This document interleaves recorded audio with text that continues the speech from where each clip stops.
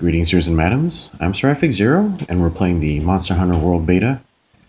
So, I've had some questions in the comments about various lance mechanics, especially regarding guard and counters and guard states and all that type of stuff. So, I didn't really know all the answers to that, so, well, I figured we can go ahead and test it now that the beta's been reopened. So, let's see what we can find out. So the lance, well, I guess we can go through some basic mechanics first, just put it in context. So you guard with R2, you counter with holding R2 and pressing circle. If you just tap it, you do the short counter. If you hold guard, you do the long counter, which will charge the up stab, and that will do more damage. So the counter gets activated. If you do the short counter, it just always does the same timing. But if you do the long counter, it will automatically do the attack once an attack impacts your shield.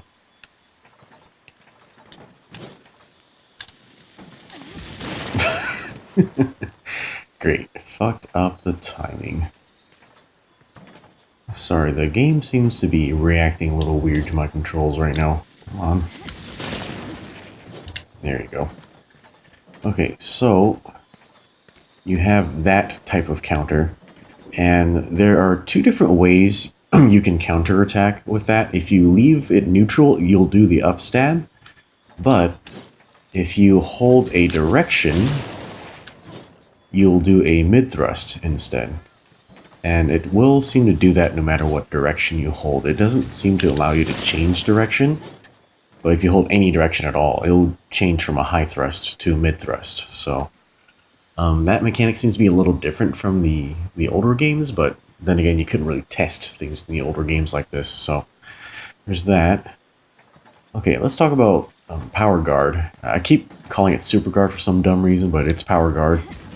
So what this does is it drains your stamina at a constant rate, a constant fixed rate. And what it does is it basically eliminates all guard reactions. Normally when you guard, you get knocked back like this. So if you use Power Guard instead, it should eliminate any knockback. And so what that does is it decreases the amount of time that you're recovering from a block. So if you know, it just makes your defensive timing more efficient. So that's what it's for. So let's see. Okay, so it does stop draining the stamina for a second once your Power Guard has been impacted by an attack. But if you hold down guard, it will continue the Power Guard. So this is hard to test in this area, but I do believe that means that the Power Guard can block multiple attacks. Okay, one more thing about Power Guard is that, you know how the regular counter can only counter in one direction, basically forward? The Power Guard, its attacks can attack in any direction.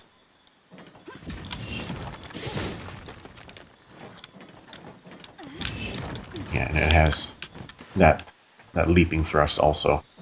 Yeah, so that's the good thing about Power Guard. If you have an enemy that's charging towards you, and if you block, it'll go past you to like basically be really far behind you.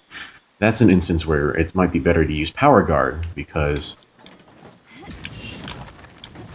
you can turn around and hit them this way. Maybe you can catch them for a little bit of damage. So that is one other way it can be useful. Okay, so there's a different way to activate Power Guard. So if you're in a knockback animation, see the recovery time from that is very long. So if you happen to have pulled up the wrong type of block and you don't want to waste time recovering, what you can do is during the guard reaction, input the command for Power Guard, and you will go into the Power Guard stance without having to counter.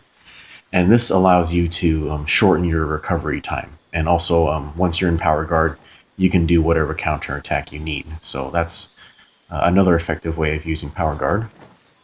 Okay, and I think there is one last test we wanted to do.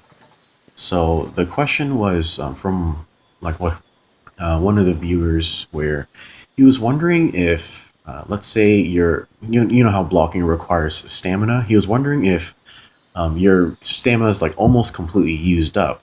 He was wondering if Power Guard is able to block an attack while having less than the prerequisite amount to block the attack. So if we can measure how much stamina we need right here. So to regularly block an attack, it needs that much stamina. So what we're going to do is we're going to basically drain our stamina to below that to demonstrate that the block will fail.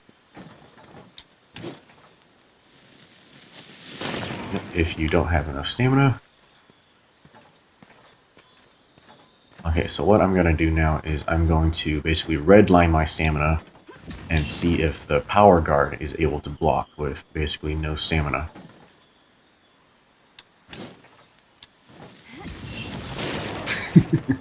Okay, so I think the Power Guard drained my stamina to 0, so that's a little too little. So I think that technically means I wasn't in the Power Guard when that attack hit. So I think the trick is to just have a little more for the timing. There it goes.